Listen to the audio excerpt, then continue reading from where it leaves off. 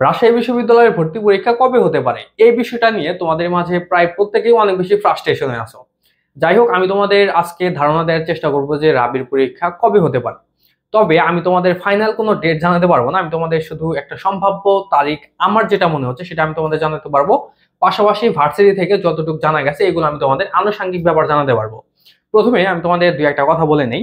Normally হচ্ছে HSC পরীক্ষার রেজাল্টের পরে হচ্ছে আসলে বিভিন্ন ভার্সিটির তারিখ ঘোষণা করা হয় যে আসলে এই ভার্সিটির পরীক্ষা এই তারিখে হবে।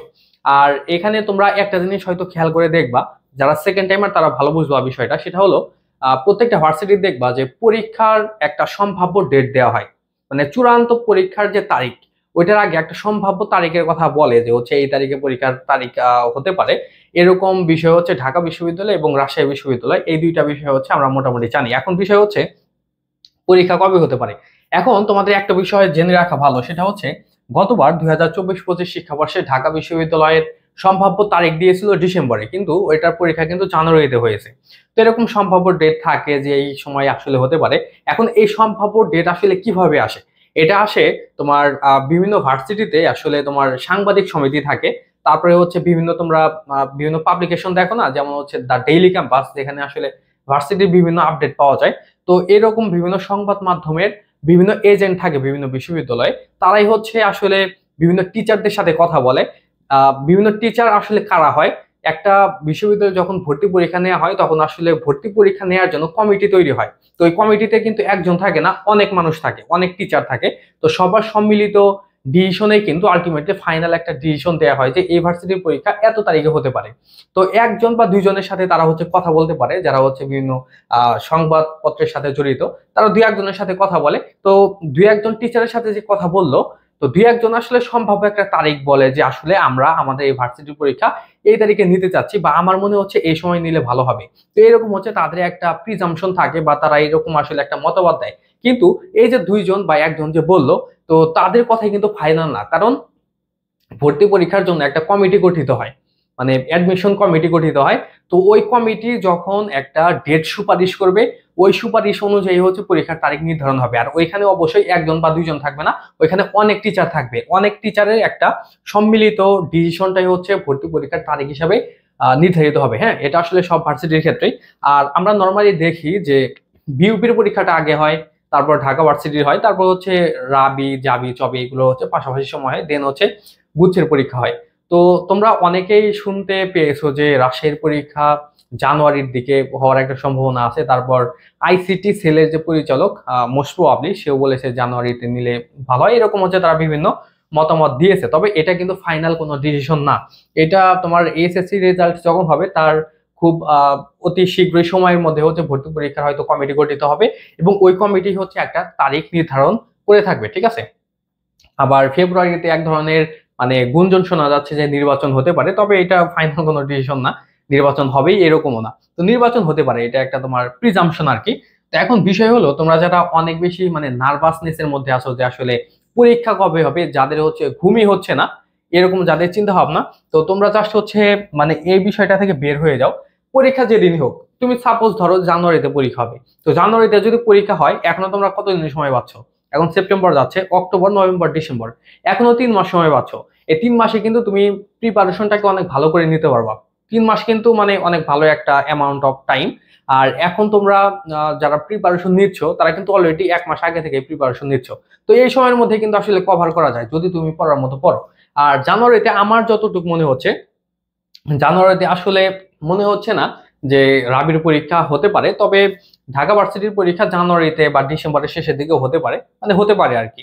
তো রাবির পরীক্ষা আসলে মানে আমার যেটা মনে হয় বা আমরা যেটা মনে করে থাকি সেটা হচ্ছে মার্চের দিকে হতে পারে। আবার ফেব্রুয়ারির দিকে দেখো হয়তো রোজা হবে ফেব্রুয়ারি মার্চে। তো যদি ঈদের পরে নেয় তাহলে হচ্ছে একদম এপ্রিলে পরীক্ষা চলে যাবে। আবার এই দিকটা বিবেচনা করলে এপ্রিলে যদি চলে যায় তাহলে ডেটটা হচ্ছে একদম পিছিয়ে যাচ্ছে। আবার এই বিবেচনায় পরীক্ষাটা হচ্ছে আবার আগিয়ে আসতে পারে। আবার নির্বাচনের একটা ব্যাপার স্যাপার আছে, যদি ফেব্রুয়ারিতে নির্বাচন হয় মানে অনেকেই চাবে যে জানুয়ারির প্রথম দিকে হয়তো পরীক্ষাটা নিয়ে নেব। এরকম চিন্তা ভাবনা থাকতে পারে। তবে এটার কোনোটাই আসলে ফাইনাল কোনো ডেট না। যখন হচ্ছে ভর্তি পরীক্ষার কমিটি গঠিত হবে, তারা যখন ডেট দেবে ওই ডেটেই হচ্ছে আসলে ভর্তি পরীক্ষা অনুষ্ঠিত হয়ে থাকবে। তো এই বিষয়টা তোমরা এখন মানে চিন্তার মধ্যে নিও না, তোমরা জাস্ট হচ্ছে নিজেদের মতো পড়ো।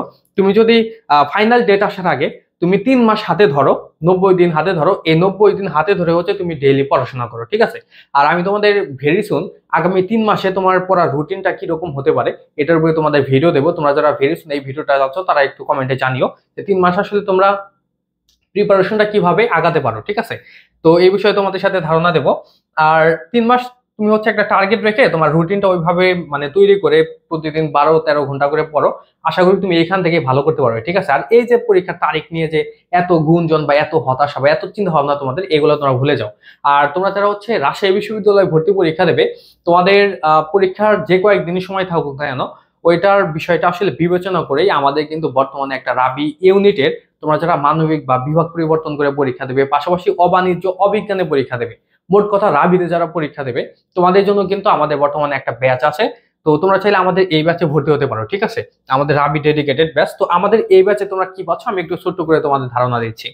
আমাদের এই ব্যাচের প্রথমেই আমি তোমাদের একটা জিনিস জানাই, আমাদের এই ব্যাচে কিন্তু বর্তমানে মানে প্রায় 50%-এর উপরেই ডিসকাউন্ট চলছে। তোমরা বর্তমানে হচ্ছে মাত্র 1550 টাকায় ভর্তি হতে পারবে। আর আমাদের ব্যাচের রেগুলার ফি ছিল 4000। আমরা খুব দ্রুত হচ্ছে আমাদের অফারটা তুলে নেব। আমাদের এই কোর্সে তোমরা মডেল টেস্ট পরীক্ষা দিতে পারবা, যেটার মাধ্যমে তোমার প্রিপারেশনটা কিরকম সেটা তুমি জাজ করতে পারবে।